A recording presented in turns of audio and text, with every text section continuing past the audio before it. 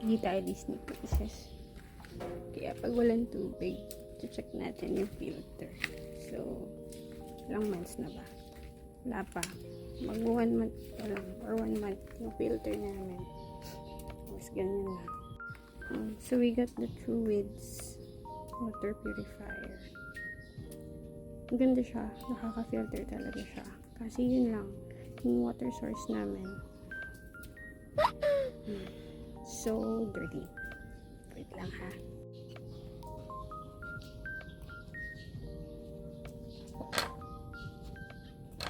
So, pinagbaliktad ko itong last. Kasi nga, wala ng tubig. Ito, oh.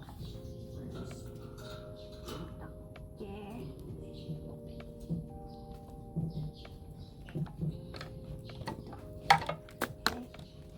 Use this. Sa mga tunog-tunog.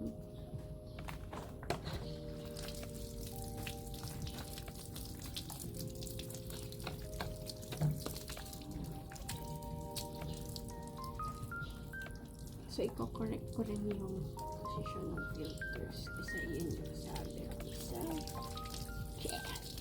So, guys, sabi niya, imagine nakakapasok yun sa bahay. Gabi kailan ko siya nilinis. And for this one, nilinis ko na to kahapon. And ganito siya ulit. The first time was 2 weeks after na-install yung filter. So, ako na lang din nilinis.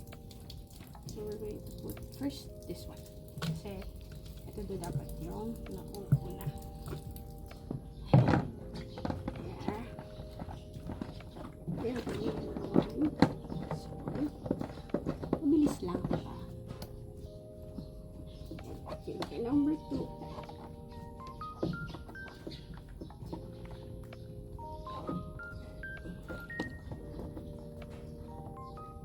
Diba? Dirty. Dati lang yung filters. Ito yung sand. So, hindi ko papalitan to. Kasi okay lang siya. But you have to put the second like this. Hindi siya masyadong dumi. So, and then yung third one should be this. Ito yung may mga maliliit na stones. So, welcome to the dirty people. Kasi tayo anak ng hari. Yung mga drivers. Yan. Dapat yung nasa third would be this. Okay pa naman ito. So, hindi ko siya papalitin. But I bought it. I just have to make sure na fitted siya. And then, the last one, mababasa yung phone ko. Okay. Nagpati na kaya ni ate. Ating girl.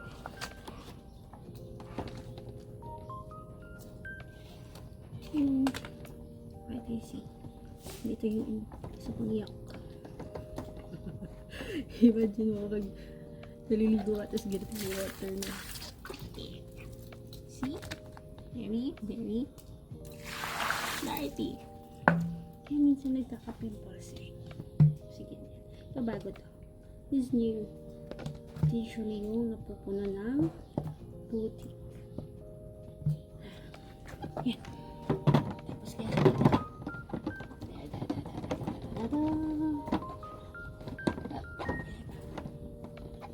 shoot.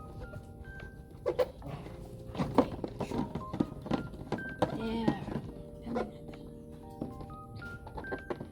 Okay.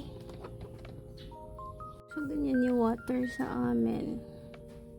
See? Ganyan siya kaputi nyo.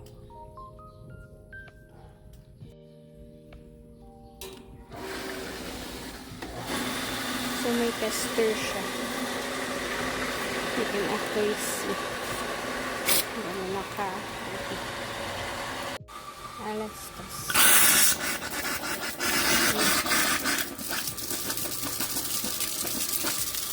Ito.